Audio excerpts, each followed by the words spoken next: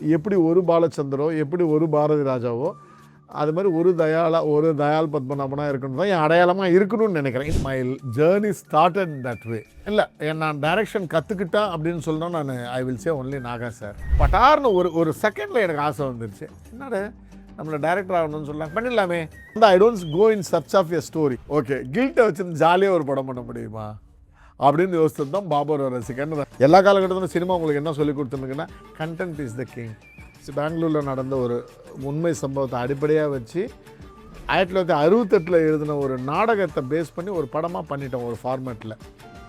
Cinema மேலே இருந்த பேஷனை தொடர்ந்து டைரக்டர் ஆகணும் என்ற கனவை நிஜமாக்கியவர் தயால் பத்மநாபன். கன்னடா, தெலுங்கு, இப்போ தமிழ்னு 3 மொழி சினிமாவில் 23 படங்களை இயக்கி ஃபாஸ்ட் எக்ஸிகியூஷனுக்கும் கமர்ஷியல் ஹிட் படங்களுக்கும் ப்ரொடியூசரோட ஃபேவரட் டைரக்டராக பெயர் வாங்கியிருக்கார். பேஷன், ஹார்ட் ஒர்க் மற்றும் விடாமுயற்சியோட அவரோட ஜேர்னி நிறைய பேருக்கு ஒரு இன்ஸ்பிரேஷன். இன்னைக்கு நம்ம கூட இருக்கிறது director Dayal Padmanabhan on get inspired with Rahi. Hi, வணக்கம். Welcome to get inspired with Rahi, powered by Cine X.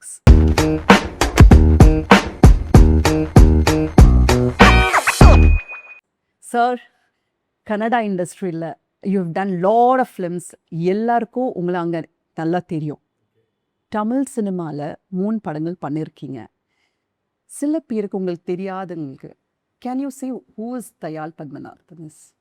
Okay, நீங்கள் சொன்ன மாதிரி கன்னடா இண்டஸ்ட்ரியில் வந்து தயால் பத்மநாபன்னா ஒரு well known name and producer, film maker and producer. தமிழை பொறுத்தவரைக்கும் எஸ், நான் வந்து கொஞ்சம் அப்கமிங்னு தான் சொல்லணும்.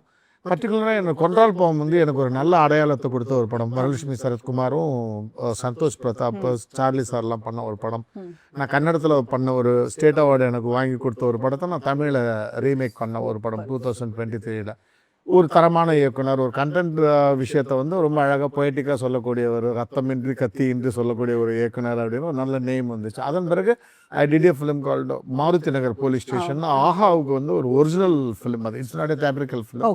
அது வந்து உங்களுக்கே தெரியும், உங்களுக்கு ரொம்ப பழக்கமான, தெரியல அவர் உங்களுக்கு தெரியாதா? ஓகே, ஆரவ்னு சொல்லி ஒரு நல்ல நடிகர், என்னுடைய நல்ல நண்பர்.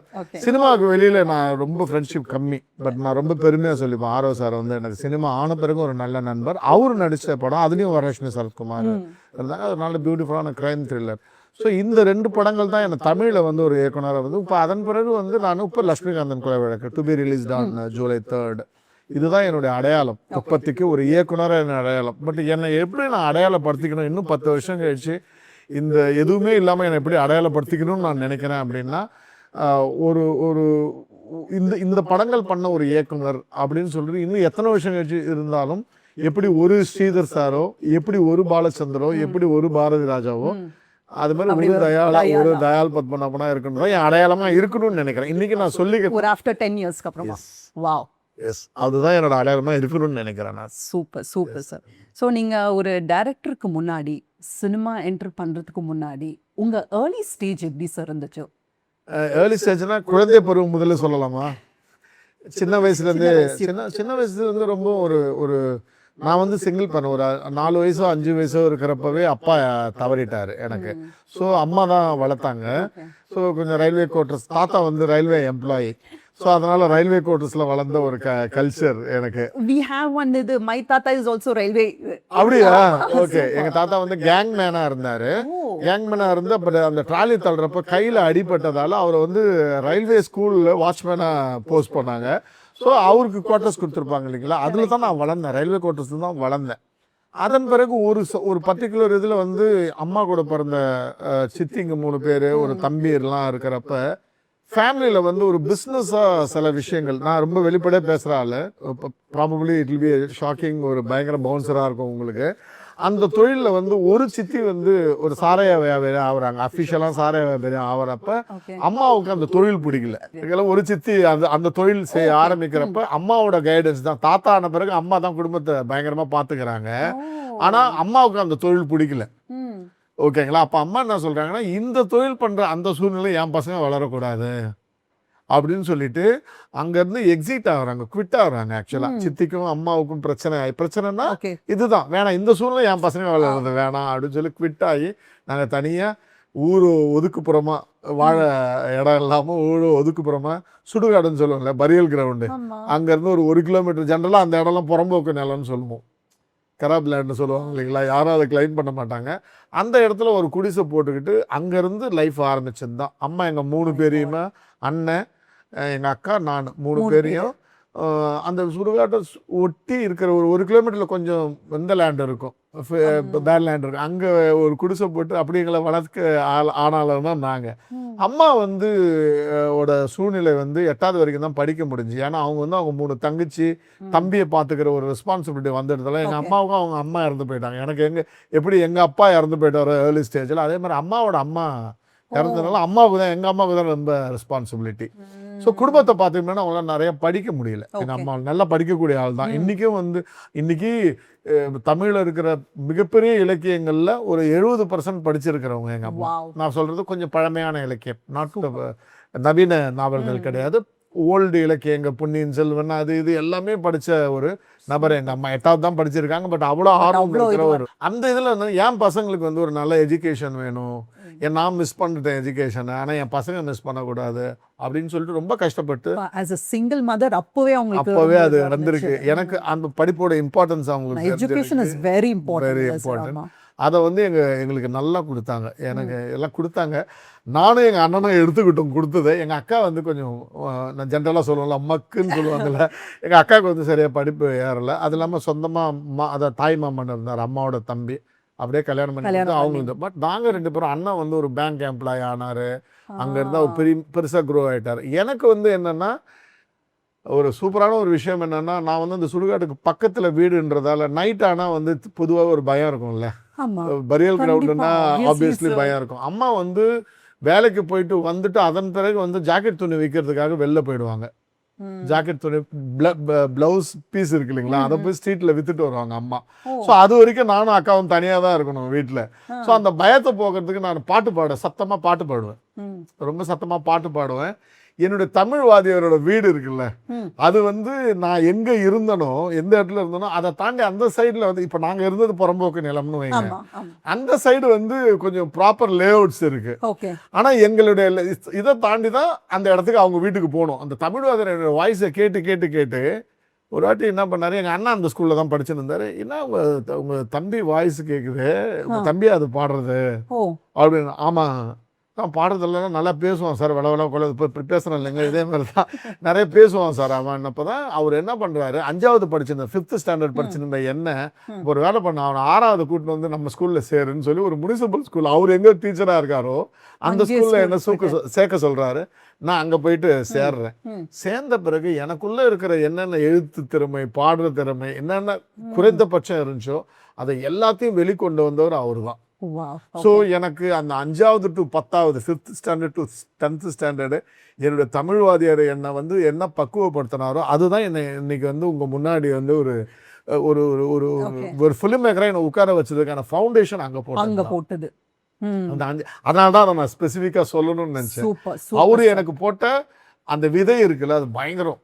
அவர் எனக்கு கொடுத்த கான்ஃபிடென்ஸு, அவர் என்னை வந்து ஹீரோவாக பார்த்த விதம். இப்போ ஒரு பேச்சு போட்டிக்கு 2 பேரும் ஒரு ஸ்கூல்ல இருந்து அனுப்புறாங்க அப்படின்னா, என் கூட இருக்கிற இன்னொரு பையனுக்கு மட்டும் தான் ப்ரிப்பரேஷனுக்கு அவர் சொல்லுவார், இந்த டாபிக்ல இதை பேசுன்னு. ஏன்னா போய் கிட்ட சார் எனக்கு சார் அப்படின்னு டே போய் பேசுகிறேன் படம் உனக்கு எல்லாம் தெரியுண்டா அப்படின்னு சொல்லுவார். ஏன்னா நான் ஹோம்ஒர்க் பண்ணின்னு போயிருப்பேன். அதுக்கு முந்தின நாளே எங்கள் அம்மா கிட்ட கொஞ்சம் பேசுவேன், எங்கள் அண்ணன் கொஞ்சம் இலக்கியம் படிப்பார், அவருக்கு நாளைக்கு இந்த பேச்சு போட்டிருக்கு, இதான் தலைப்பு, இதை பற்றி என்ன பேசணும்னு கேட்பேன். ஸோ அவரே சொல்லுவார், நான் ப்ரிப்பேர் பண்ணின்னு வந்திருப்பேன், இன்னொரு பையனுக்கு சொல்லிக் கொடுப்பார். ஸோ இப்படி நம்மளுக்கு கான்ஃபிடென்ஸை வளர்த்து ஒரு 10வது வர்றதுக்குள்ள ஒரு பெரிய கான்ஃபிடென்ஸ் வந்துச்சு. என்னன்னா நம்மளால தனியாக எழுத முடியும், நம்மளால தனியாக பேச முடியும், ஒரு க்ரௌடை நம்மளால கண்ட்ரோல் பண்ணி இந்த கான்ஃபிடென்ஸை கொடுத்தவரே அவர் தான். And you are born and raised in Villupuram. Yes விழுப்புரம்ன்ற ஒரு டவுன், சின்ன ஒரு ஊர். அப்போ விழுப்புரம்ல இருந்துட்டு நீங்க கன்னடா ஃபிலிம் இண்டஸ்ட்ரியில எப்படி அங்க? அதுதான் அந்த 10வது படிச்சு முடிச்ச உடனே அம்மா சொன்னாங்க எஜுகேஷன் சொன்னோன்னா, அம்மா என்ன பண்ணாங்க, என்ன இல்லை நீ ஒரு இன்ஜினியரிங் ஃபீல்டில் போகணும். அப்போ பாலிடெக்னிக்னா ரொம்ப பாப்புலர். ஸோ என்னை பாலிடெக்னிக் சேர்த்து விட்டாங்க. அப்போ சீட்டு கிடைக்கிறதுலாம் ரொம்ப கஷ்டம். இப்போ இருக்கிற மெடிக்கல் காலேஜ் சீட்டு கிடைக்கிற கஷ்டம் மாதிரி அப்போ பாலிடெக்னிக்.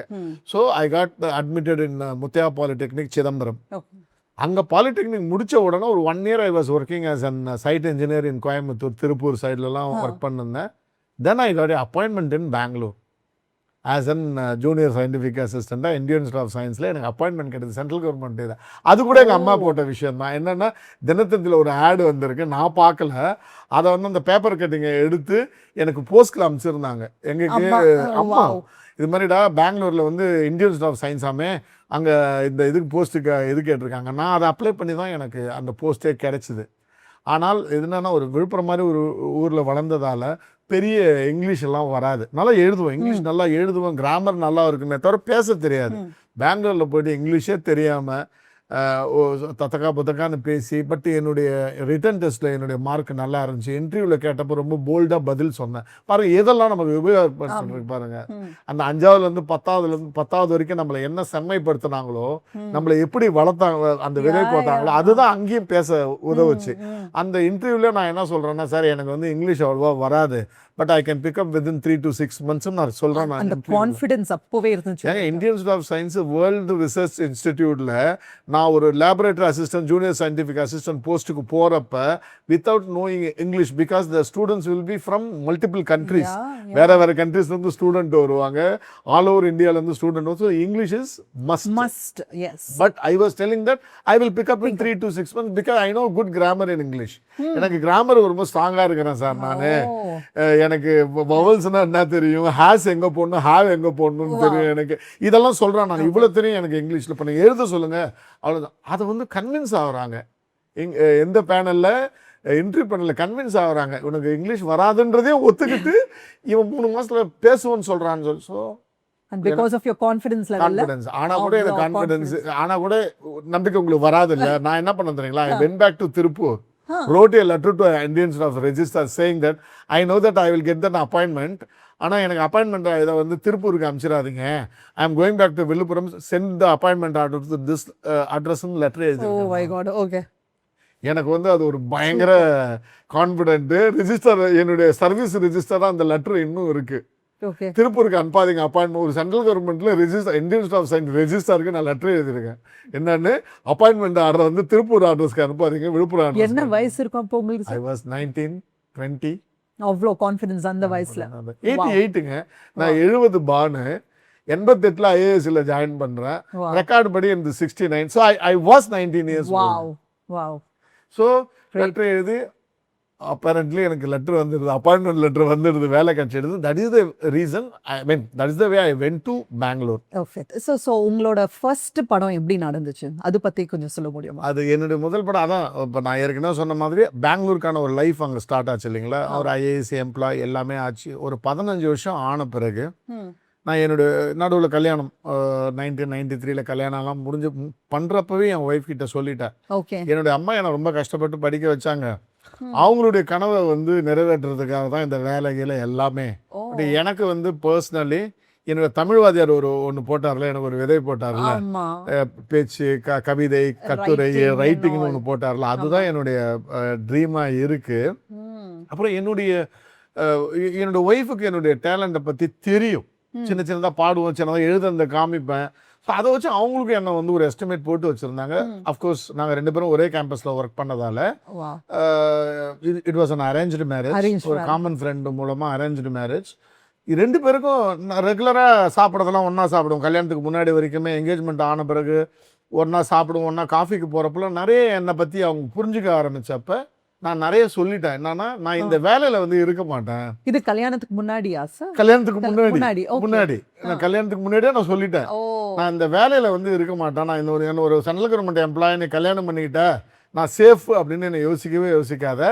நான் ஒரு கட்டத்தில் இந்த வேலையை விட்டுட்டு I will definitely jump into cinema industry அப்படின்றது என் ஒய்ஃப் கிட்ட நான் வந்து ரொம்ப ஃபேர்மா சொல்லி, நானே 21 வயசு, அதான் என் ஒய்ஃப் அந்த இன்டர்வியூ, அவள் வந்து 20 வயசு, அவங்கள ஷாக்கிங்காக தான் உள்ளே கொண்டு வந்தது. அவங்க ஒரே வார்த்தை சொன்னாங்க, ஏங்க எல்லா பாயிண்ட்லையும் உங்களோட கான்ஃபிடன்ஸ் லெவலில் நான் பார்த்துருக்கேன், நீங்கள் ஒரு கனவோட வந்திருக்கீங்க, அது நம்ம லைஃப்பை பாதிக்காதுன்னு நினைக்கிறேன். அன்லெஸ் நம்ம பொருளாதார ரீதியாக ஃபைனான்ஷியலி நம்ம எங்கன்னா தப்பு பண்ணாலும் ஒழிய அதை பெருசாக பாதிக்காதுன்னு நினைக்கிறேன், கோ ஹெட்னு சொன்னாங்க. ஸோ அங்கே கல்யாணம் ஆன பிறகு 15 வருஷம் I was calm and quiet family man. Okay, just working or middle class.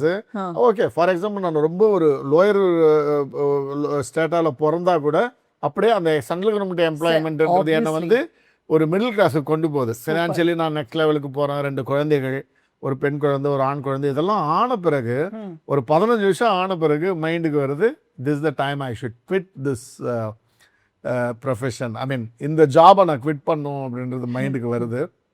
So ஜாபை வந்து டிசைட் பண்ணுறேன். ஃபேமிலி மேன் சீரீஸ் மாதிரி central government job. I was இன்னைக்கு இருந்தால் my salary would have been around 3.5 lakhs 4 lakhs இன்னைக்கு. ஓகேங்களா? அன்னைக்கு வந்து it was a big salary. ஒரு ஜூனியர் சயின்டிஃபிக் அசிஸ்டண்ட்டுக்கு என்ன சேலரினா ஆல்மோஸ்ட் ஜேஇ ஏஇ லெவல். நம்ம ஜென்ரல் டேர்மில் ஜூனியர் இன்ஜினியர் அசிஸ்டன்ட் இன்ஜினியர்னு சொல்கிறாங்களா, அந்த லெவல் சேலரி எனக்கு அன்னைக்கு. ஸோ நான் இப்போ டிசைட் பண்ணுறேன். நான் யார்கிட்டையுமே பெர்மிஷன் கேட்கல, என்னோட ஒய்ஃப் கிட்ட மட்டும்தான் பர்மிஷன் கேட்டேன். என்னோட ஸோ என்னோட மாமனார் மாமனார்லாம் என்ன யோசிச்சு என்ன கல்யாணம் பண்ணி கொடுத்துருப்பாங்க. நான் கூட என் மாப்பிள்ளை வந்து ஒரு சென்ட்ரல் கவர்மெண்ட் எம்ப்ளாயின்னு நினச்சிலாம் கொடுத்துருப்பாங்க. ஆனால் அவங்ககிட்டலாம் போய் இன்ஃபர்மேஷனாக தான் சொன்னோம். இது மாதிரி நாங்கள் டிசைன் பண்ண விஆர்எஸ் எடுக்க போகிறாரு, அவர் சினிமாவில் கான்சன்ட்ரேட் பண்ண போகிறாரு. எங்கள் மாமனார் ரொம்ப காமான டைப், ஒன்றுமே பேசலை. உள்ளுக்குள்ளே ஷாக் இருந்திருக்கும் போல இருக்கு, ஆனாலும் ஒன்றும் பேசலை. லக்கிலி அவர் வந்து ரொம்ப வருஷம் கழிச்சு தான் உடம்பு சரியில்லாமல் இறந்து போனார். அன்னைக்கு ஏதாவது ஆயிட்டு இருந்தா அதுக்கு நானே கூட காரணமாக இருந்திருப்பேன்னு நினைக்கிறேன். அவ்வளோ பெரிய ஷாக் அது. For central government job is a very secure ஜாப்ல சார். நிறைய பேர் அந்த ஜாபுக்கு இது பண்ணுவாங்களே. ஆமாம், அது மட்டும் கிடையாது. எனி ஒரு அப்பா வந்து என் பொண்ணுக்கு வந்து செக்யூர்டான ஒரு மாப்பிள்ளை இருந்தார் ஜாபோட, இப்போ இல்லைன்றது வந்து ஒரு ஷாக்கிங்கான விஷயம் இருக்கும். நான் அவரும் எதுவும் ரியாக்ட் பண்ணல. பட் அது நீட்டாக ஹேண்டில் பண்ணிட்டீங்க. ஆமாம், ஹேண்டில் பண்ணி slowly I decided to get in to cinema. அதில் நான் முத வந்தது வந்து தமிழ் இண்டஸ்ட்ரிக்கு தான். ஆக்சுவலாக நாகா சார் இருக்கல, Marmadesam director, one of the genius. இன்னைக்கு சினிமா இண்டஸ்ட்ரியோட, Tamil cinema industry, Indian film இண்டஸ்ட்ரியில் நான் பார்த்த வியந்த ஒரு மிகப்பெரிய புத்திசாலியான அறிவு பெரிய ஒரு ஜீனியஸ் நாகா சார். அவர்கிட்ட சேர்ற ஒரு வாய்ப்பு எனக்கு கிடைச்சது. மர்மதேசம் சீரியலில் பாலச்சந்தர் சார் ப்ரொடக்ஷனில் மின்பிம்பங்களில் போயிட்டு அவர்கிட்ட நான் ஒரு ரைட்டராக ஜாயின் ஆனேன். ஓகே, வேர் ஐ லேர்ன்டு சினிமா. ரியலாக இன்னைக்கு எனக்கு ஏதாவது சினிமா தெரியும்னா it was completely from director Naga. So Naga சார்கிட்ட இருந்து ஒரு சின்ன ட்ரைனிங் அங்கே ஏற்படுது. அப்போ நாகா சார்கிட்ட வந்து இப்போ இருக்கார்ல நடிகர் சேத்தன், நம்ம இந்த ஏரியா தான், சேத்தன் கடம்பி இருக்கார்ல, தேவதர்ஷன் சார், அவரு வந்து அவர் தான் அந்த சீரியலில் வந்து ஹீரோ. ஓகே, அவரும் வந்து is also Kannadiga, is not a Tamilian. ஆனால் நீங்கள் நல்லா யோசித்து பாருங்க, கவிதாலய மின்பிம்பங்களோட எல்லா சீரியலுமே live recording. There is no dubbing. அந்த காலத்திலேயே ஐ எம் டாக்கிங் அபவுட் 2000 வந்து அப்பயே அவங்க லைவ் தான். நீங்கள் என்ன ஆக்டர் பேசுகிறாங்களோ அதுதான் டெலிகாஸ்ட் ஆகும். அதனால சேத்தன் கடம்பி வந்து தோ யுவர்ஸ் ஏ கன்னடிகா, அவருக்கு வந்து தமிழ் நல்லா ப்ராக்டிஸ் பண்ணி தமிழை கற்றுக் கொடுத்து எடுக்கிறார். Because of his acting skill அவரோட தமிழை நல்லா செம்மைப்படுத்தி அவரையும் ஒரு ஆக்டரா ஹீரோவாக இன்ட்ரடியூஸ் பண்ணுறாரு மர்மதேசத்தில். அந்த சேத்தனுடைய அறிமுகம் எனக்கு கிடைக்குது because I was working with Megha. சரிங்களா? So through Chetan I got introduction in Kannada industry. Hamsalekha sir கூட எல்லாருக்கூடையும் ஒரு அறிமுகம் கிடைக்கிறப்ப, நான் ஏற்கனவே பெங்களூர்ல செட்டில் ஆனதால நான் I feel that Kannada industry நமக்கு ரொம்ப கம்ஃபர்டபுளா இருக்கும், வீடு இங்கே இருக்கு, ஈஸியா இருக்கும்னு சொல்லிட்டு my journey started that way. Okay, in Kannada industry. So I was assisting Amsaleka in writing.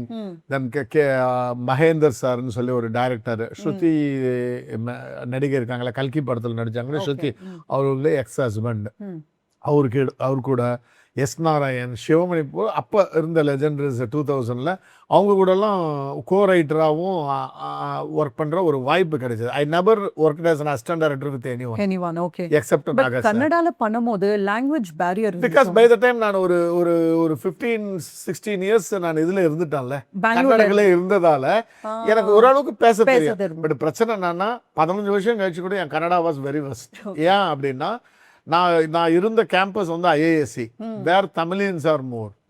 You have no opportunity to talk in Kannada, ரொம்ப less. I was residing in Shivaji Nagar area which is once again Muslim and Tamil. So எல்லா முஸ்லிம்ஸும் தமிழ் பேசுவாங்க அங்கே.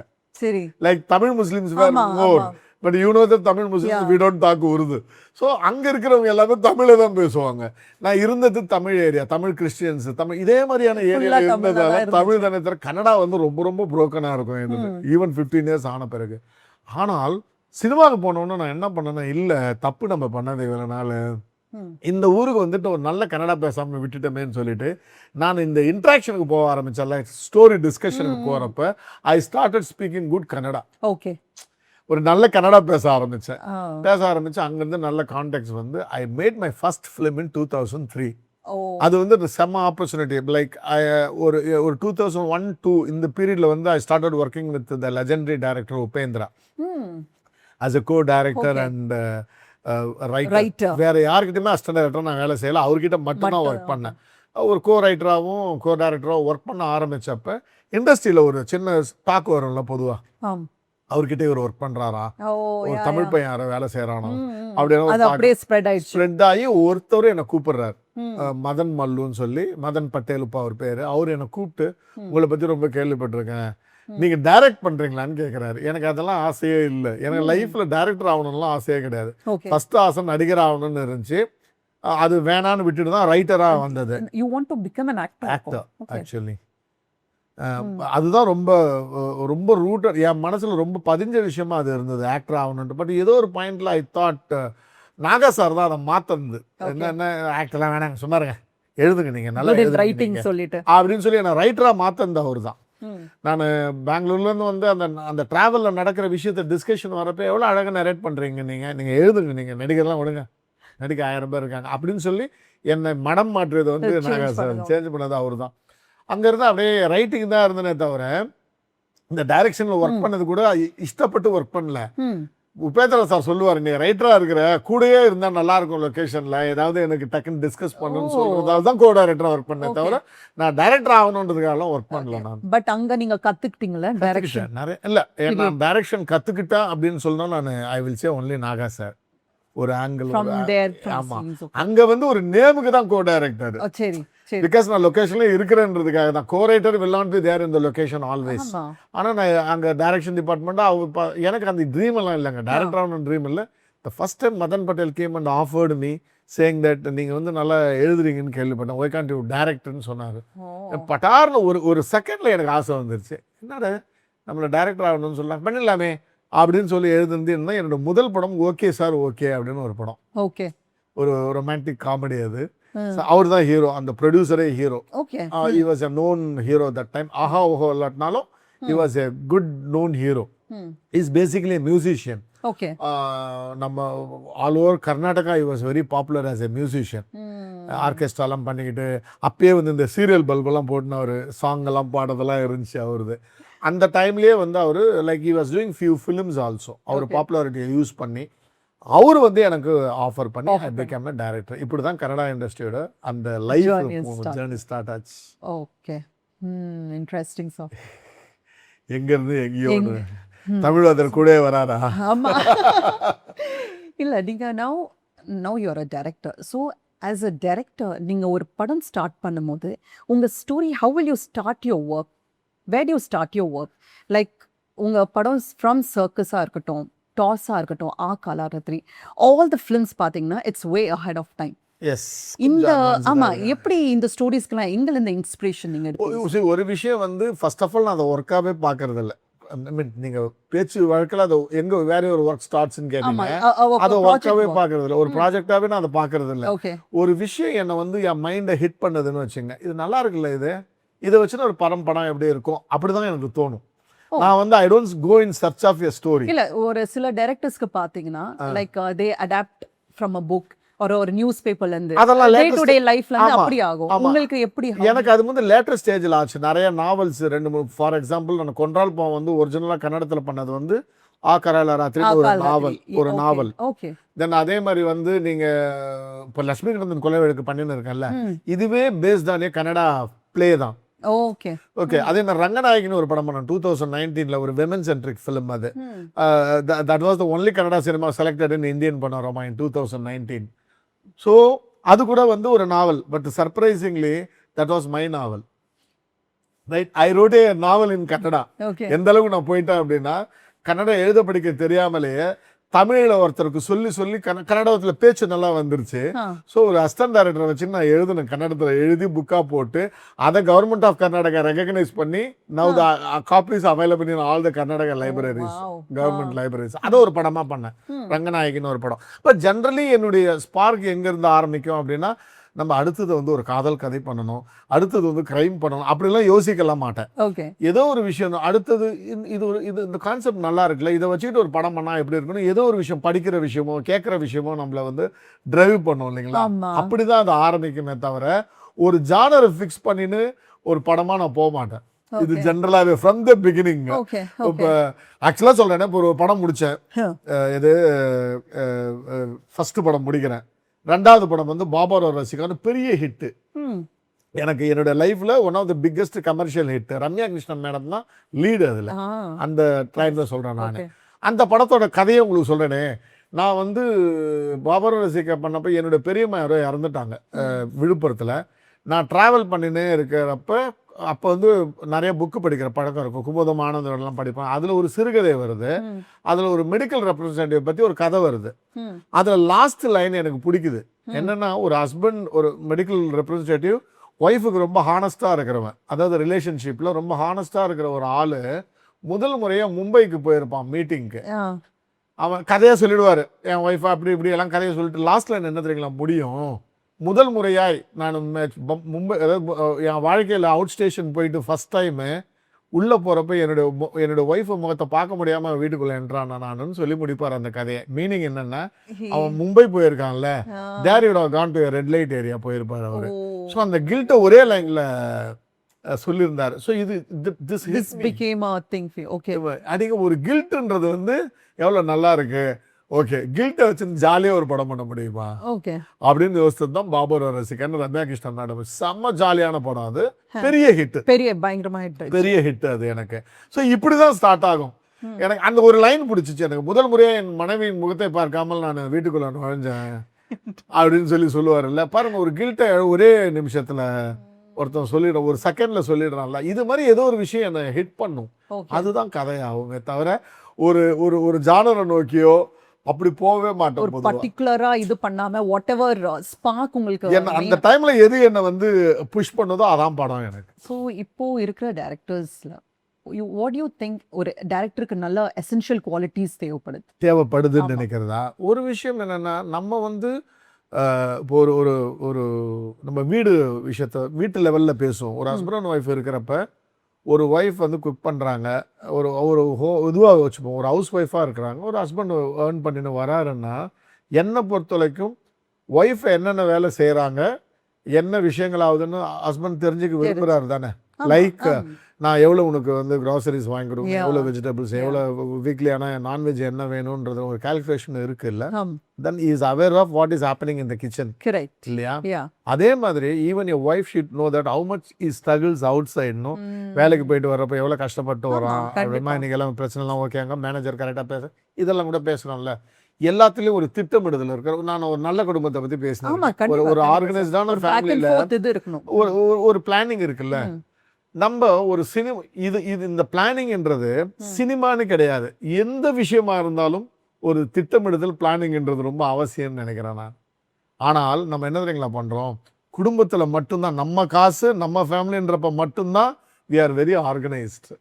வெளியில் வந்து நம்ம ஒரு ப்ரொஃபஷனுக்கு பர்டிகுலராக சினிமா கேட்டதால சொல்கிறேன், சினிமாவுக்கு போடணும், சினிமாவை ஒரு லேவிஷான திங்கு, இது வந்து ரொம்ப ஒரு லக்ஸுரியான விஷயம். இங்கே வந்து நான் காரில் இறங்கணும், நான் 5 ஸ்டார் ஹோட்டலில் தங்கணும், எனக்கு இது இருந்தால் தான் இது கிடைக்கும், இந்த விஷயங்கள்லாம் நமக்கு தேவைப்படுது இல்லை. இது எல்லாத்தையும் விட்டுட்டு உங்களுக்கு ஒரு லேயர் இருக்குல்ல, ஒரு அடிப்படையாக ஒரு என்ன, நம்ம ஒரு நல்ல சாப்பாடு வேணும்னு நினைப்போம், ஒரு ஹெல்தியான ஒரு வாஷ்ரூம் இருந்தால் அங்கே அதை யூஸ் பண்ணுறதுக்கு வேணும், நான் தங்குற இடம் நல்ல ஒரு ஸ்மெல்கள் இல்லாமல் நடக்கும். இந்த எதிர்பார்ப்போட நான் சொல்கிறது, இது எத்தனையும் பணம் இல்லை, நான் சொல்கிறேன் ஒன்றுமே இல்லை. இப்போ இது ஒரு செட்டு நம்ம போட்டிருக்கோம், இது வந்து நம்மளோட ஆஃபீஸ், இந்த ஆஃபீஸில் நமக்கு வேண்டியது பியூட்டிஃபுல்லாக அமைஞ்சிருக்கு. இது வந்து சூப்பரான ஒரு பிளானிங்னு நான் சொல்லுவேன். இதை நம்ம எடுத்த உடனே நான் என்னோட ப்ரொஃபைலை இன்க்ரீஸ் பண்ணுறேன்னு சொல்லிட்டு, எங்கள் ஏவிஎம்ல ஒரு ஏசி ஃப்ளோர் இருக்குல்ல, அதை நீங்கள் புக் பண்ணுங்க. ஏன்னா வெளியில் நான் சொல்லிக்கணும் அப்படின்றதுக்காக இங்கே இருக்கிற இந்த ப்ரொடக்ஷனில் இருக்கிறவங்க வந்து, நீங்கள் எங்கே ஷூட் பண்ணுறீங்க, ஏவிஎம்ல எப்போவுமே ஏசி ஃப்ளோர் வாரத்துக்கு 2 நாள் நாங்கள் பண்ணுவோம்ல, இப்படி ஒரு விஷயம் ஒன்று இருக்குல்ல, இது அதிகமாயிடுச்சுன்னு நினைக்கிறேன். இப்போ இருக்கிற டைரக்டர்ஸ் கிட்ட உங்கள் ப்ரொஃபைலை பில்டு பண்ணிக்கிறதுக்காக ஒரு விஷயம் பண்ணாதீங்க. ஒரு சினிமாவுக்கு ஒரு கதைக்கு என்ன தேவை, அதுக்கான திட்டமிடுதல், பிளானிங் ரொம்ப அவசியம். எல்லாமே உங்கள் காசை கொஞ்சம் பிஸ்னஸ் தெரிஞ்சுங்க. என்ன ப்ராக்டிக்கலாக என்ன பிஸ்னஸ் ஆகுது. நீங்கள் அந்த புகழோட அந்த போதையில் போயிட்டு உள்ளே போயிட்டு உங்களுக்கு பிஸ்னஸ் என்னன்னு தெரிய மாட்டுது. 100 ரூபாய் வியாபாரம் இருக்கிற இடத்துல வந்து 10,000 ரூபாய்க்கு படம் பண்ணுறோம். படம் பண்ணிட்டு ஒருத்தவனுடைய கழுத்தை நெரிக்கிறோம், ப்ரொடியூசர்னு ஒருத்தனோட கழுத்தை நெரிக்கிறோம். இந்த நாலேஜ் எல்லாம் வச்சுக்கிட்டு அந்த ஒரு லிமிட்டேஷனுக்குள்ளே படம் பண்ணுங்க. அதனால தான் தமிழ் சினிமா முதல் இன்னிங்ஸ் எல்லாம் பார்த்தீங்கன்னா ஒரு சினிமாவில் ப்ரொடியூசர்ன்றவங்க வந்து ஒரு பெரிய ஒரு பெரிய ஒரு பொசிஷன்ல இருந்தாங்க. அதில் தான் ஸ்டாண்டர்டா இருந்தாங்க ப்ரொடியூசர்ஸ். இன்னைக்கு அப்படி கிடையாது. நீங்க you just name one producer accept AGS, Thiyagaraj, இது மாதிரியான விஷயங்கள் விட்டுட்டு நீங்க ஒரு எங்க ஏவிஎம் எங்க இருக்கு, இது எங்க இருக்கு, யாருமே இப்ப இல்லை. இன்னைக்கு இருக்கிற ட்ரெண்டில் இன்னைக்கு இருக்கிறவங்க எல்லாமே புது ஆட்கள். ஏன் நம்ம ரொம்ப வெளிப்படையாக பேசுவோம். இன்னைக்கு ஒரு பெரிய படம் ரிலீஸ் ஆகிறப்ப எவ்வளோ பஞ்சாயத்து ஆகுது. இது அத்தனைக்கும் காரணம் வந்து சரியான திட்டமிடுதல் இல்லாம தான். ஸோ நீங்க கேட்ட கேள்விக்கு பதில் அதுதான். There is no proper structure, there is no organized. நீங்க பண்ண மாட்டீங்க, வியாபாரத்தை தெரிஞ்சுக்க மாட்டீங்க. உங்களை ப்ரொஜெக்ட் பண்ணிக்கிறதுக்கும் உங்க ப்ரொஃபைலை வந்து பில்டு பண்ணிக்கிறதுக்கும் நீங்க படங்கள் பண்றீங்க. அதை விட்டுட்டு அந்த படம் என்ன வேணும், இதுக்குள்ள இந்த வியாபாரத்துக்குள்ள என்ன பண்ண முடியும், இதை இப்படி ஏங்க நான் ஒரே ஒரு விஷயம் தான் கேட்கிறேன்.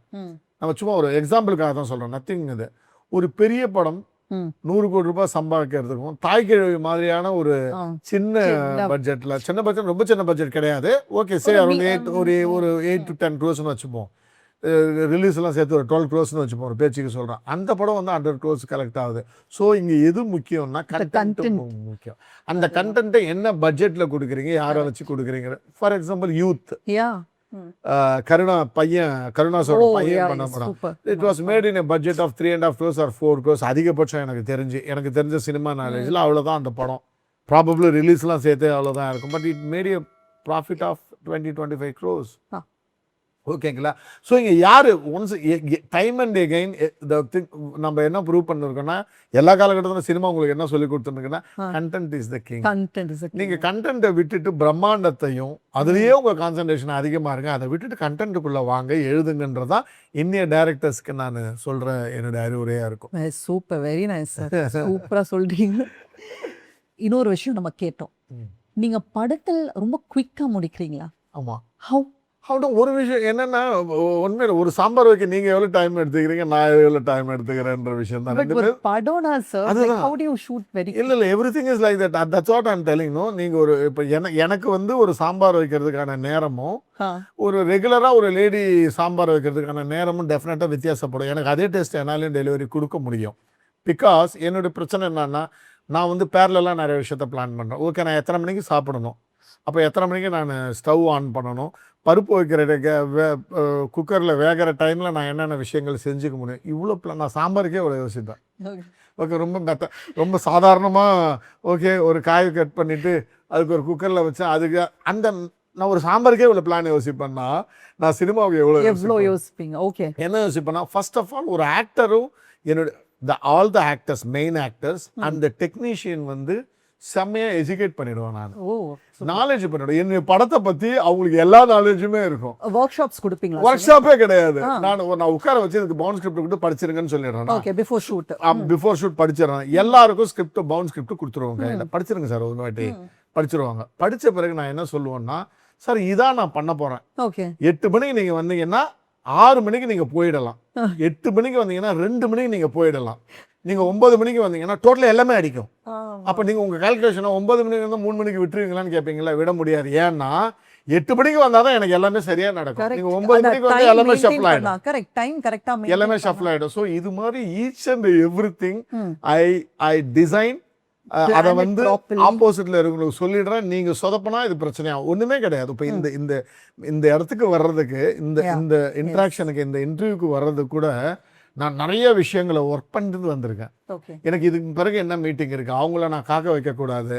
அதே மாதிரி இங்கே வர்றப்ப கூட சரி, இந்த எக்யூப்மெண்ட்ஸ் இது அத்தனையுமே வந்து everything is money. Yes not somebody's money இல்லை, money is money. Money is மணி. மற்றவங்களோட பணம்னா உங்கள் பணம், பணம் இஸ் பணம், அவ்வளோதானே. ஸோ நான் என்னன்னா இந்த எக்யூப்மெண்ட்டுக்கான காஸ்ட் என்ன ஆகும், நான் டிலேவாக போனால் இப்படியெல்லாம் இந்த ரெஸ்பான்சிபிலிட்டிலாம் மைண்டுக்குள்ளே வந்துருச்சுன்னு வச்சுங்களேன், நம்ம எல்லாமே ஆர்கனைஸ்டாக ஆகிடும். ஓகேங்களா. இப்போ நான் இப்போ நேற்று கோஆர்டினேஷனில் பேசின்னு இருக்கிறப்ப சார் ஒரு 1 ஹவரில் முடியுமா சார், இல்லை சார் ஒரு 1.5 மணி நேரம் ஆகும்னு சொன்னப்போ நான் பட்டுன்னு 1.5 மணி நேரம்ன்றது நம்ம 2 மணி நேரமாக வச்சுருப்போம். அப்போ ஒரு வேலை பண்ணலாம், மற்றது எல்லாத்தையும் ஷஃபில் பண்ணலாம்னு சொல்லி. ஐ திங்க் சினிமால punctuality is very very very important. Plus நான் கேப்டன் ஆஃப் த ஷிப், நான் ஒரு டைரக்டர், நான் ஒரு விஷயத்தை டிசைன் பண்ணுறேன்ல, அதுக்கு எல்லாரும் என் கூட ஓடி வரணும். ஓகே, அதான் என்னுடைய டிசைன். அந்த டிசைனில் சின்ன சின்ன தவறுகள் இருக்கலாம், அந்த தவறை நீங்கள் சுட்டி காமிச்சு நான் கரெக்ஷன் பண்ணிப்பேன். பட் அந்த டிசைன் கூட எல்லாருமே ஓடி வந்தா ஈஸியா இருக்கும் படம். நீங்க கேட்ட கேள்விக்கு அதான் பதில். If you are organised and if your design is perfect and every one is coordinating on your to, I mean on your point, it is going to be very very easy. அது இல்லாம ஒரு டைரக்டரா செம்ம clarity இருக்கணும் உங்களுக்கு என்ன எடுக்க போறீங்க. because the captain has to clarity இருந்தா இப்போ கேப்டன் ஹாஸ் டு இப்படி கையை வச்சீங்களே நீங்க, இது வந்து தெலுங்கு படமா இருந்தா 6 ஷாட் எடுப்பாங்க. கேப்டன் ஹாஸ் டு 6 ஆங்கிளில் சொல்லணும், 1 2 3 ஒரு இது 6 ஆங்கிளில் சொல்லி நம்ம படத்தில் 2 ஆங்கிள் யூஸ் பண்ணுவாங்க. அதுவும் எங்கே டிசைட் பண்ணுவாங்க, எடிட்டிங் டேபிளில் எந்த ஆங்கிள் நல்லா இருக்கு. இல்லை நீங்கள் கேப்டன் அப்படின்னு நீங்கள் கையை வைக்கிறப்ப நீங்கள் அதை டிசைன் பண்ணிட்டீங்கன்னு வச்சுக்கோங்க, இந்த ஷாட்டில் நீங்கள் வந்து இப்படி சல்யூட் பண்ணி கையை எடுக்கணும்னு டிசைன் பண்ணால் எந்த ஆங்கிளில் இதை நல்லா இருக்கணுன்ற நாலேஜ் உங்களுக்கு இருந்தால் தான் ஒரே ஆங்கிள் எடுத்துகிட்டு மரியாதையாக போயிடுவீங்க. Super, wow. ஓகேங்களா. பண்ணது நல்லா இருந்துச்சு, இது ஒரு 1000 ஆங்கிள் எடுத்து அப்புறமா நான் எடிட்டிங் டேபிளில் டிசைட் பண்ணுவேன்னா நிஜமாக உங்களுக்கு வேலைத்தல் தெரியலன்னு தான் அர்த்தம். என்னை பொறுத்த வரைக்கும் அப்படி தான் நான் யோசிக்கிறேன். You should know where this will sit, எந்த ஆங்கிளில் இது பண்ணால் நல்லா இருக்கும் அப்படின்றது தெரியணும். Super super sir. இதுதான் இந்த இதுவுமே இல்லாத ஒரு நாலேஜ் பண்ணிட்டு வர்றப்ப கொஞ்சம் கஷ்டம், எடுத்துட்டு பார்த்துக்கலாம் அப்படின்னு. சரி sir, our next segment is rapid fire. ஓ அது okay, are you excited? Yes. Quick-ஆ சொல்லணும். Okay, ready? Okay, ready. Okay. One word for success, sir. Confident. One word for failure. மமதைன்னு சொல்லுவோம். மமதைன்னா திமிரு. திமிரு. திமிரு. ஃபெயிலியருக்கு. ஃபெயிலியருக்கு வந்து திமிரு. திமிருன்னா ஃபெயிலியர் வருமா? ஆமாம், ரொம்ப திமிராக இருந்தால் ஃபெயிலியர் தான். அது தட்டில் எண்ட் அப் வித் ஃபெயிலியர் தான். அப்படியா? ஆமாம். கான்ஃபிடன்ஸ் வேறு திமிரு வேறு இல்லை, ரெண்டுத்துக்கும் டிஃப்ரென்ஸ் இருக்குல்ல. நான் தான் அப்படின்னு ஒரு திமிரில் இருக்கிறப்போ it will take you to the failure. You mean பிட்டுக்கு தான் உங்களை கூட்டிட்டு போவாங்க. S. One celebrity you would love to have dinner with. அப்படின்னா இப்போதைக்கு நான் யாரை சொல்லுவேன், ஐ மே சே இன்னைக்கு வந்து ஐ will say Vijay Sethupathi sir. ஏன்? எனக்கு வந்து ஒரு ஆக்டராக அவர்கிட்ட இந்த வெர்சட்டாலிட்டி ரொம்ப பிடிக்கும், சமயம் இருக்கும். அப்புறம் ஒரு அன்கண்டிஷனல் ஆக்டர்னு அவரை நான் பார்க்குறேன். வியாபாரத்தெல்லாம் மீறி நான் இந்த எக்ஸ்பெரிமெண்ட் பண்ணணும். அந்த டைரக்டர் ஒரு கதை இருக்குது, அது ஓடுது ஓடாதெல்லாம் எனக்கு தெரியாது, எனக்கு பிடிச்சிருக்குன்னு அந்த படத்தை பண்ணணும் அப்படிலாம் நடுவில் ட்ரை பண்ணுறாருல, which is very rare quality for the actors. சரி sir. One actor you like working with. கன்னடத்தை பொறுத்த வரைக்கும் நான் I will say Naveen Krishna, என்னோட ஃபேவரட் ஹீரோ. அவங்க கூட நிறைய ஒரு 4 படம் பண்ணிட்டேன். தமிழை பொறுத்த வரைக்கும் நான் ரொம்ப நேர்மையாக சொல்கிறேன், ஆரவ். அப்படியா? எல்லாத்தையும் மீறி எனக்கு எதுவும் சொல்கிறேன், சினிமாவில் எல்லாத்தையும் மீறி எனக்கு ஒரு நேர்மை வந்து நான் ரொம்ப எதிர்பார்க்குறேன். அப்படியா? அந்த நேர்மையை ரொம்ப நான் பார்த்தது ஆரவ் கிட்ட. So I like to work with Aarav. One actor who you want to work with. Vijay Sethupathi sir. One masterpiece you want to do. Okay, என்கிட்ட வந்து ஒரு ஷிப்பு, கார்கோ ஷிப்பு, அந்த பேக்ரவுண்டில் வந்து ஒரு கதை இருக்குது. That I want to work, that will be my master பீஸ்ன்னு நினைக்கிறேன். That should go to the Oscar level stage வரைக்கும் போகிற ஒரு எபிலிட்டி இருக்கிற ஒரு ஸ்கிரிப்ட் அது. That I want to work. Super super sir, ஃபயராக சொல்லிட்டீங்க. ஆஸ் அ டைரக்டர் சார், உங்களோட ஸ்கெடியூல் பார்த்தீங்களா பயங்கர டைட்டாக இருக்கும். So how do you balance your work and life and உங்கள் ஃபேமிலி கூட நீங்கள் எப்படி டைம் ஸ்பெண்ட் பண்ணுவீங்க? ஒரு விஷயம் என்னன்னா, ஒர்க்கு தாண்டி ஒர்க்கை முடிஞ்ச பிறகு my time is completed to my family. அதுதான் நான் இப்போ என்னை வந்து என் ஃபேமிலியில் கிடையாது, எங்கள் 4 பேரில். ஓகே, இன்னைக்கு பொண்ணு கல்யாணம் ஆகிடுச்சு, ஒரு பேரன் வேறு இருக்கான் எனக்கு. ஸோ 4 + 2 6 பேர். 6 பேரில் பேரனை விட்டுடுவோம், கம்யூனிகேஷன் இல்லை. மித்த 5 பேர்ட்டு யார் பெஸ்ட்டு கம்யூனிகேஷன் கிட்ட என்ன தான் சொல்லுவாங்க. பிகாஸ் நான் இந்த டைமில் இந்த இடத்துல இந்த இதில் இருக்கிறேன்ற வரைக்கும் எல்லாருக்குமே தெரியும். I will be available to my family any time. என்ன ஃபோன் சைலண்ட் மோட்ல வைக்கிறேன்னா இப்போ இன்னைக்கு இன்டர்வியூக்காக வச்சிருக்கேன். This would I would have informed this much earlier to them that I am not available, but not only to family, என் ப்ரொடியூசருக்கே சொல்லிட்டு வந்தேன் நான், sir 10 to 11 நான் என்ன எது நான் I will not be there in communication. So you properly organised. அப்போ என்னன்னா எனக்கு வந்து ஃபேமிலிக்கான டைம் இருக்குல்ல, என் ஃபேமிலி என்றைக்குமே நான் அப்படி ஃபீல் ஆனதில்லை. நாங்கள் வெளியூரில் இருக்கீங்க, நாங்கள் பெங்களூரில் இருக்கோம், நீங்கள் அப்படி ஃபீல் அந்த கேப்பே கொடுக்க மாட்டேன். It's just question of 4.5 hours 5 hours travel. இங்கே வேலை இல்லையா சென்னையில், go back to Bangalore, stay there, அவ்வளோதான். உங்க ஃபேமிலி பெங்களூர்ல? ஆமாம், ஃபேமிலி வந்து பெங்களூர். நான் I am alone here with I mean in my office and residence. Nice nice. So உங்களோட படங்கள் லாட் ஆஃப் யுவர் ஃபிலிம்ஸ் பார்த்தீங்கன்னா நீங்கள் நிறைய க்ரோயிங் ஆக்டர்ஸ் கூட பண்ணியிருக்கீங்க. ஸோ இன்னமும் நீங்கள் ஏன் ஒரு ஸ்டார் ஹீரோ கூட பண்ணலை? Because of course for your calibre any stars will be ready to do with you. Okay, ஒரு விஷயம் என்னன்னா, என்னோட ஃபர்ஸ்ட் இன்னிங்ஸ்லாம் நான் ஸ்டார்ஸ் கூட தான் பண்ணியிருக்கேன். கன்னடத்தில் மிகப்பெரிய ஸ்டார்ஸ் யார் யார்? கணேஷ், கோல்டன் ஸ்டார் கணேஷ் கூட படம் பண்ணியிருக்கேன். ஸ்ரீமுரளி கூட படம் பண்ணியிருக்கேன். Then I have done with Sunil, I have done with Raghavendra, Vijay Raghavendra. இது மாதிரி ஸ்டார்ஸ் கூட நான் படம் பண்ணியிருக்கேன். That was my first innings. ஒரு கட்டத்தில் 2011 அரௌண்டில் நான் ஒரு டிசைட் என்ன பண்ணேன்னா, நம்ம வந்து ஒரு ஸ்டார்ஸ் படம் பண்ணுறப்ப அதில் வந்து ஒரு ஒரு இன்டென்ஸான கண்டென்ட்டை கொண்டு வர முடியல. நான் யோசிக்கிற விஷயங்களை அதில் கொண்டு வர முடியல. கமர்ஷியல்ன்ற ஒரு விஷயமே இருக்குது. லவ், ரொமான்ஸு, இதே விஷயங்கள் இருக்குது. ஒரு கிரைம் கதை சொன்னால் கூட அதில் ஒரு ஒரு ஒரு விஷயத்தை கொண்டு அப்போ நீங்கள் கொண்டால் போவோம் படம் பார்த்தீங்கன்னா ஒரு கிரைம் த்ரில்லர் தான். பட் அதுக்குள்ளே வந்து ஒரு விமன் சென்ட்ரிக்கான ஒரு கிரைம் த்ரில்லர், ஒரு பொண்ணோட ஆசாபாசம் 1980s அவ ஒரு பொண்ணுக்குள்ளே இருக்கிற குமுறல், இதெல்லாம் பேசியிருப்போம் நம்ம. ஸோ எனக்கு வந்து ஒரு சென்சிட்டிபிளான கண்டென்ட்டை வந்து ஹீரோங்களை வச்சு படம் பண்ணுறப்ப பேச முடியலன்ற ஒரு ஆதங்கம் இருந்துச்சு எனக்கு, which was possible in the earlier stages. See, when Rajinikanth sir was doing Mullum Malarum, the possibilities were there. Mullum Malarum sir Mahendran sir Rajinikanth sir வச்சு பண்றாரு. 6 இந்த 60 வரை பண்ண Rajinikanth sir, SP Muthuraman sir படம் பண்றாங்க. அன்னைக்கு அவங்க பீக்ல ஸ்டாரா இருந்தப்ப, கமலஹாசன் ஒரு சூப்பர் ஸ்டாரா இருந்தப்பவே they could do சிவப்பு ரோஜாக்கள் என்ற ஒரு நெகட்டிவ் கேரக்டர் வந்து கமலஹாசன் பண்றாரு. 16 வயதுல பண்றாரு. ஓகேங்களா, இதெல்லாம் பண்ண முடியுது. அப்போ இருந்த ஸ்டார்ஸுக்கு அது அந்த விஷயம் இருந்தது. கமர்ஷியல் சினிமான்னு ஒன்று செப்பரேட் கிடையாது, அப்படி ஒரு கிடையாது. எந்த கதை நல்லா இருக்கோ அதில் போய் நம்ம இருக்கணும்ன்றது. இன்னைக்கு அது இல்லை, ஹானஸ்ட்லி அது கிடையாது. இன்னைக்கு வந்து என்னோட ஃபேன்ஸ் என்ன விரும்புறாங்க, என்ன எதிர்பார்க்குறாங்க, என் ஃபேன்ஸ் என்டர்டைன்மெண்ட் எதிர்பார்க்குறாங்க. என்டர்டைன்மெண்ட்டுக்கு ஒரு சினிமா, அதில் நான் என்ன புதுசாக பண்ண முடியும் அந்த கதை. அதில் நம்ம கொஞ்சம் முக்கால்வாசி அரைச்சமாக தான் அரைச்சுன்னு வரும். ஸோ டைரக்டர்ஸ்க்கு கொஞ்சம் லிபர்ட்டி இல்லை சொல்றீங்க? ஆமாம், கண்டிப்பாக. சார் டைரக்டர்ஸும் நம்ம அப்படி தானே திங்க் பண்ண ஆரம்பிச்சிட்டாங்க எல்லாருமே. நான் வந்து ஒரு கமர்ஷியல் டைரக்டரா என்னை காமிச்சிக்கிறதுக்குன்னா நான் கமர்ஷியல் படம் பண்ணணும், ஒரே நாளில் ஒரு 100 இது வித்தின் 3 days 100 crores இதெல்லாம் போஸ்டர் போட்டுக்கணுன்ற ஒரு அந்த ஜோனுக்குள்ள போயிட்டுனாலே நீங்க கண்டென்ட் நல்ல கண்டென்ட்டா பெருசா வராது. உங்களுக்கு என்டர்டைன்மெண்ட் கண்டென்ட் வரும், வந்தோம் என்டர்டைன்மெண்ட் ஆனோம், அவ்வளவுதான். நீங்க நல்லாவே யோசித்து பாருங்க, உங்களுக்கு பிடிச்ச படம் எது நீங்க சொல்றப்ப அந்த படத்தை என்டர்டைன் கூட கண்டென்ட் உங்களுக்கு சேர்ந்து இருக்கும். கண்டிப்பா. நீங்க அதர்வைஸ் 100 படம் பாத்தீங்கன்னா 100 படத்தையும் சொல்லுவீங்களா? நம்ம 5 படம் 10 படம் சொல்லுவோம், இவ்வளவுதான். This is what. இது எனக்கு அந்த லிமிடேஷனை கொடுத்துச்சு இல்லையா? அப்பதான் நான் என்ன பண்ணேன், I decided to work with actors than heroes. Okay.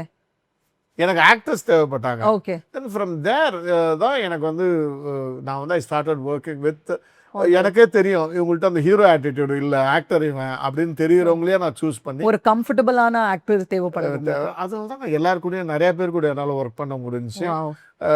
I mean for example நம்ம இது பண்ணப்ப கொண்டால் பாவம் பண்ணப்ப மை சாய்ஸ் வாஸ் ஒரு நீங்க கேட்டீங்கன்னா அதுக்கான பதில் இவங்க ஐஸ்வர்யா ராஜேஷ் வந்து நிறைய விமன் சென்ட்ரிக் படம் பண்ணாங்க. I approached her but she felt இது எப்படிங்க இது ஒர்க் ஆகும், இப்போ கோவிட்லாம் வந்த பிறகு மக்கள் வந்து ஃபன்னை எதிர்பார்க்குறாங்க, அவங்களுடைய பர்செப்ஷன் அது தப்பாக சொல்லிட முடியாது. அவங்க பர்ஸ்பெக்டிவ்ல அவங்க என்ன எதிர்பார்க்குறாங்கன்னா இவ்வளோ சீரியஸான படம்லாம் அக்செப்ட் பண்ணிப்பாங்களான்றப்ப நம்ம என்ன பண்ணுறோம், இதெல்லாம் எதுவுமே இல்லாமல் வெறும் கண்டென்ட்டை பார்த்து யார் வருவா, இந்த கால்குலேஷன்லாம் இல்லாமல் அப்படின்னு பார்த்தா Varalakshmi Sarathkumar. Okay. So I am going back to Varalakshmi Sarathkumar and I'm telling that let us work. Then she agrees. So I started working. ஒன்றுமே இல்லை, இப்போ இவங்களுக்கு அவங்களுக்கும் ஆக்ட்ரஸாக டிஃப்ரென்ஸ் கிடையாது.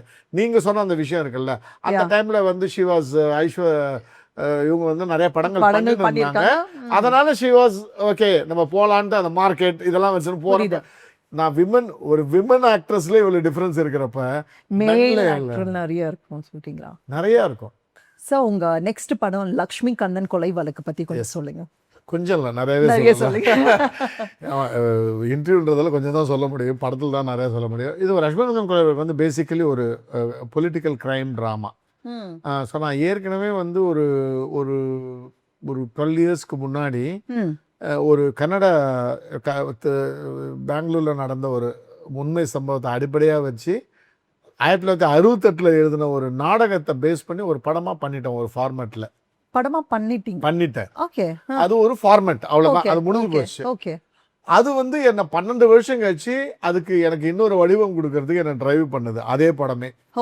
It is not remake. For example கொண்டால் பாவம் is a remake. Okay, but this is not a remake. அதே படம் எனக்கு இன்னொரு பெர்ஸ்பெக்டிவ் கொடுக்குது. இன்ஸ்பயர் பண்ணுதா? அது என் கதையை நானே திருடணும்னு வச்சுப்போமே, அப்படி சொல்லலாம். Like it is driving me to tell another story from the same cinema. Okay, அல்ல அந்த சினிமாவை இப்படி சொல்லுன்னு சொல்லுது எனக்கு. இந்த ஃபார்மேட்ல சொல்லி பாரு எப்படி இருக்கும் பாருன்றப்ப நான் என்ன பண்றேன், கம்ப்ளீட்டா புதுசா எழுதுறேன். It is not just A translation. அங்க படத்தை எடுத்து அப்படியே உட்கார்ந்து எழுதல, புதுசா ஒரு விஷயம் எழுதுறேன். இதே படத்தை இப்படி எடுக்க முடியுமா, இதே கதையை இப்படி எடுக்க முடியுமா, ஒரு டிஃபரெண்ட் ஆங்கிள் எடுக்க முடியுமா அப்படின்னு யோசிக்கிறேன். அதுதான் வந்து லக்ஷ்மி கொலை வழக்கம் மாறுது.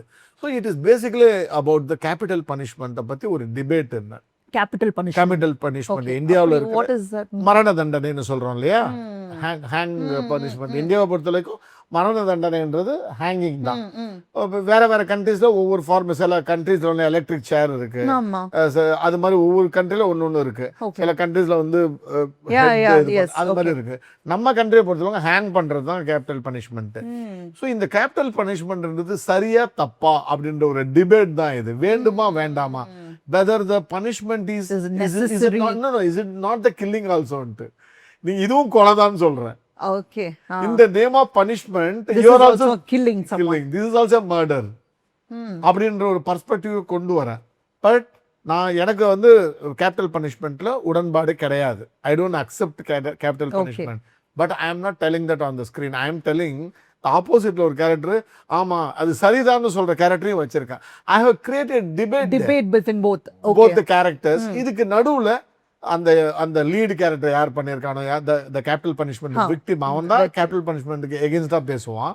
ஓகே, ஒரு ஜெயிலர் தான் கேபிட்டல் சரின்னு பேசுவாரு. ஒரு ஜெயிலுக்குள்ள அந்த இந்த மொமெண்ட் இருக்குல்ல, அவனை ஹேங் பண்ண போற அந்த மொமெண்ட்ல நடக்கிற கான்வர்சேஷன், ஓகே, அந்த கான்வர்சேஷன் நடுவுல இந்த கேபிட்டல் பனிஷ்மெண்ட் இந்த லீடு ஆக்டர் இருக்கான்ல, இவன் 3 வருஷத்துக்கு முன்னாடி எப்படி இருந்தான், எப்படி இந்த ஸ்டேஜுக்கு வந்து வந்தான்ற கதையை அப்படியே ஸ்லோவா அவனுடைய பயோகிராஃபி மாதிரி சொல்லின்னு வருவோம். இதுதான் வந்து லட்சுமிகாந்தன் கொலை வழக்கு. It is going to be நிஜமாக படத்தை பார்த்துட்டு வர்றப்ப நம்மளுக்குள்ள ஒரு டிபேட் ஏற்படும். பிளஸ் நம்ம ஃப்ரெண்ட்ஸு கூடயோ இல்லை ஃபேமிலி கூடயோ பார்த்துட்டு பாருப்ப ஒரு டிபேட் கண்டிப்பா ஏற்படும். யார் லீடா பண்ணிருக்க? வெற்றி சார் தான் இதுல வந்து ஹீரோ. வெற்றி வந்து 8 தொட்டாக்கள் வெற்றி. அவர் வந்து உங்களுக்கு நல்லாவே தெரியும், லைக் கண்டென்ட் ஓரியன்டட் ஃபிலிம்ஸ் எல்லாம் நிறைய சூஸ் பண்றவர். So he has done the lead. In fact ஏற்கனவே உங்களுக்கு சொன்ன மாதிரி ஆர்வ சாரை இதை ஒன்ஸ் அகேன் நான் அப்ரோச் பண்ணேன். இந்த ஸ்கிரிப்டே அவர் கொடுத்தப்ப லைக் பாருங்க, ஒரு டைரக்டர் மேல ஒரு ஆக்டர் வைக்கிற கான்ஃபிடன்ஸ் என்னன்னா, he said one thing, that sir எனக்கு ஸ்கிரிப்டா ரொம்ப பிடிச்சிருக்கு, நீங்க ஊன்னு சொல்லுங்க நான் பண்ணிடுறேன். பட் நான் என்ன ஒரு ஆக்டரா இன்னொரு டைரக்ஷனில் என்ன நான் வந்து என்னுடைய கரியரை பிளான் பண்ணின்னு இருக்கேன், வேற மாதிரியான படங்கள் பண்ணணும்னு பிளான் பண்ணின்னு இருக்கேன். ஜானர் தான் மீன் பண்றாரு. ஜானர்ல நான் இப்படி என்ன பிளான் பண்றேன், அதனால இது எனக்கு கரியரா வேணான்னு தோணுது. ஆனால் நீங்க வந்து என்ன ஏற்கனவே என்னை வச்சு படம் பண்ணிருக்கீங்க, ஊன்னு சொல்ல நான் படம் இதுதான் நம்ம அப்ப ஐ ரெஸ்பெக்டட் சார். ஆனால் நான் ஆக்சுவலாக நான் ஈஸியாக ஒரு கன்வின்ஸ் பண்ணியிருக்க முடியும், பண்ணுங்க சார் ஒன்றும் ஆகாது சார் அப்படின்னு சொல்லி. But I tend to that. நமக்காக ஒருத்தர் இவ்வளோ யோசிக்கிறப்ப நம்ம அவங்களுக்காக யோசிக்கிறேன்னு சொல்லிட்டு I said no sir please go head sir அப்படின்னு சொல்லிட்டு தான் நான் வெற்றி கிட்ட போகிறேன். வெற்றி தான் தென் he was on the board. Vetri did the lead role. Then Rangaraj Pandey did the jailer role. So all opposite character was done by Rangaraj Pandey. Then சித்தப்பு சரவணன் ஈடிட் ஒரு டீச்சர், என்னுடைய தமிழ் டீச்சர் சொன்னாங்க, அந்த இன்ஸ்பிரேஷன்ல ஒரு character. Then mother character is played by Lissy Antony. அதுலயும் எங்க அம்மாவோட தத்துவங்கள் நிறைய அதுல வச்சிருக்கேன். So then father character was played by Logan கண்ணான்னு சொல்லி ஒரு மலேசியன் ஆக்டர், அவர் பண்ணாரு. லொல்லு சபா Maran is there. Then Aruvi Madhan is there. Lot of இது நிறைய star packed cinema. July 3 release ஆகுது. சூப்பர். லட்சுமிகாந்தன் குலவிளக்கு ஒரு பேசப்படுற ஒரு படமா. கண்டிப்பா இருக்கும் சார். ஸோ இந்த டைட்டில் எப்படி வச்சீங்க நீங்க? அதுவா, இது வந்து எப்படின்னா, லட்சுமிகாந்தன் குலவிளக்குன்னு தமிழ்ல வந்து தமிழ் சினிமா வரலாறு தெரிஞ்ச எல்லாருக்கும் ஒரு விஷயத்துக்கு தான் கனெக்ட் ஆகும். எதுக்கு? என்எஸ் கிருஷ்ணன் அண்ட் தியாகராஜ பாகவதரோட அந்த மர்டர் கேஸ், அவங்க ஜெயிலுக்கு போனது, இந்த விஷயம் தான் எல்லாருக்கும் ஞாபகம் வரும். எனக்கும் தெரியும், அது எல்லாருக்கும் அதுதான் ஞாபகம் வரும். சினிமாவை பற்றி தெரிஞ்சவங்களும் அதான் ஞாபகம் வரும்னு தெரியும். பட் எனக்கு always the title was very catchy for me. அதை பற்றி சொல்கிறப்ப நான் என்ன பண்ணிட்டேன், ரொம்ப இன்டெலிஜென்ட்டாக போயிட்டு ஐபியில் போய் அதை ரெஜிஸ்டர் பண்ணிட்டேன். இன்டெலெக்சுவல் ப்ராப்பர்ட்டி நம்மள இந்தியன் கவர்மெண்ட்டோட இந்த இதற்கு காப்புரிமை சட்டத்துக்கு கீழே அதை போய்ட்டு அந்த டைட்டில் வந்து எனி விஷுவல் மீடியாவுக்கு என்ன தவிர யாரும் அதை யூஸ் பண்ண முடியாது. அதை ஒரு 1 இயருக்கு முன்னாடியே நம்ம ரெஜிஸ்டர் பண்ணி இந்த ஸ்கிரிப்ட் எழுத ஆரம்பிச்சப்ப திடீர்னு ஞாபகம் வந்துச்சு, நம்மள்ட்ட இப்படி ஒரு டைட்டில் இருக்குல்ல, நம்ம ஏன் அதை யூஸ் பண்ணக்கூடாதுன்னு அதை எடுத்துட்டு வந்து இங்கே ஃபிட் பண்ணனே தவிர அந்த லட்சுமிகாந்தன் கொலை வழக்குக்கும் இந்த லட்சுமிகாந்தன் கொலை வழக்குக்கு எந்த சம்பந்தமும் இல்லை. Okay, super super. So our next segment is this or that. Okay. Like மட்டனா சிக்கன் அந்த மாதிரி. Okay. ஆமா. Fame or peace? Peace. Peace. Success or happiness? Success or happiness? Happiness. Happiness. Money or passion? Passion. I know you will say this only. Books or films? Films. One big opportunity or many small opportunities? One big opportunity. Planning everything or going with the flow? Planning everything. Cinema or politics? Cinema. Cinema. சூப்பராக பதில் பண்ணுவீங்க. Super sir. அந்த first இது என்ன கேட்டிங்களா, அது சொல்லுங்க. Fame or peace? இதில் போய் அதை பதில் சொல்கிறதுக்காக சொல்கிறேன். ஒன்று கிடைச்சா ஒன்று கிடைச்சிடும். ஆக்சுவலாக அமைதியாக இருந்து நம்ம நிம்மதி இருந்தாலே மற்ற விஷயங்கள் நமக்கு கிடைச்சிடும். அதுதான் அதை இன்னொன்று கேட்டிங்க பாருங்க. Success are happiness? ஹாப்பினஸ். அதே நம்ம சந்தோஷமாக இருந்தாலே, மனசு சந்தோஷமாக இருக்குன்னு வச்சுங்க, சக்ஸஸை நோக்கி நம்ம ட்ராவல் ஈஸியாக கிடைச்சிடும். சக்ஸஸ் இருந்துச்சுன்னா ஹாப்பினஸ் கிடைக்குமான்றது தெரியாது. அது மாதிரி ட்ரிக்கி அது. ஓகே, அதனால அப்படி சொன்னேன். நான் பயங்கர புத்திசாலின்னு காமிச்சிக்கிட்டேன். நீங்க புத்திசாலி சார். உங்க ஆன்சர்ஸ் எல்லாம் பாத்தீங்கன்னா பயங்கரமா இருக்கு. It's very inspiring. Next plan என்ன இப்போ? What is your plan? அடுத்தது வந்து நிறைய மல்டிபிள் பிளான்ஸ்.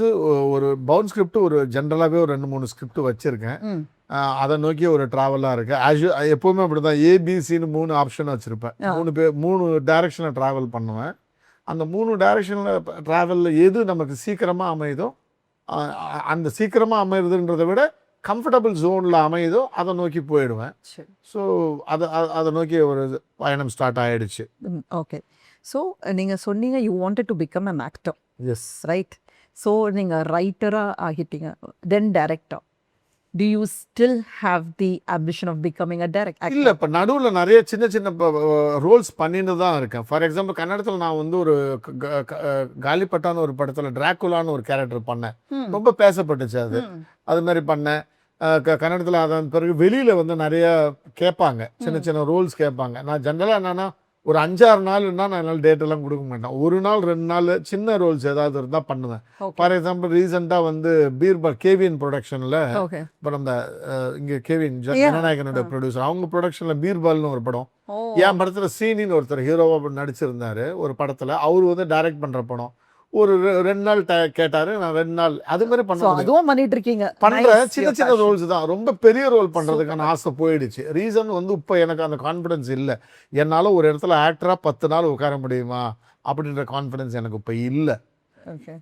என்னுடைய இப்போ டைரக்டர் அந்த ஜோன்ல போயிட்டீங்க. அது முடியல என்னால.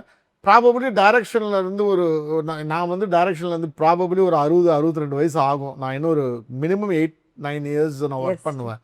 அதன் பிறகு வேணா யோசிப்பேன்னு நினைக்கிறேன். கம்ப்ளீட்டா I have to focus on acting. It's not a joke. உங்களுக்கு அது தெரியும். It's not a joke. நம்ம சொல்லிடுறோம் என்னடா பண்ணியிருக்காங்கன்ட்டு, அதெல்லாம் ஒரு சாதாரண விஷயம் கிடையாது நடிக்கிறதுன்ட்டு. ஸோ இன்னைக்கு கஷ்டப்பட்டுட்டு இருந்தாலும் தன்னோட ட்ரீம்ஸ் விடாம பர்சியூ பண்ணிட்டு இருக்கிறாங்களா, அவங்களுக்கு ஒரு சொல்ல விரும்புகிற மெசேஜ் என்ன சார்? அதுதான் இப்போ நீங்கள் உங்களுடைய கேள்வியில அதுக்கான பதில் இருக்கு. எப்படின்னா நீங்கள் உங்களை வந்து ஒரு சுய மதிப்பீடுன்னு சொல்லுவோம், செல்ஃப் எஸ்டிமேஷன் ஒன்று சொல்லுவோம். அதை பண்ணீங்க ஃபர்ஸ்ட் ஆஃப் ஆல். சில வாட்டி என்னன்னா நம்ம ரொம்ப நம்மள்ட்ட டேலண்ட் இருக்கிறதா நினச்சின்னு டைம் வேஸ்ட் பண்ணி போயின்னு இருப்போம். அது ஒன்று இருக்கு, அதை நம்ம தப்பாவும் சொல்லிட முடியாது. அந்த சுய மதிப்பீடு அட்லீஸ்ட் நமக்கு வேணும். அதை தாண்டி உங்களுக்கு ஒரு கான்ஃபிடென்ஸ் இருக்கு, என்னால் எனக்கு இந்த ஃபீல்டில் இதை பண்ண முடியுன்ற கான்ஃபிடென்ஸ் இருந்தால் கடைசி வரைக்கும் முயற்சி பண்றதை மட்டும் விட்டுடாதீங்க. That is what always I say. ஏன்னா ஆல் த டோர்ஸ் ஆர் க்ளோஸ்டுன்னு வச்சுங்களேன், and all the doors are dummy doors. There is one door for which which will lead to the ரூம்னா அந்த டோரை கிடைக்கிற வரைக்கும் பண்ணிட்டே இருக்கும்போது சேஸ் யுவர் ட்ரீம்ஸ்.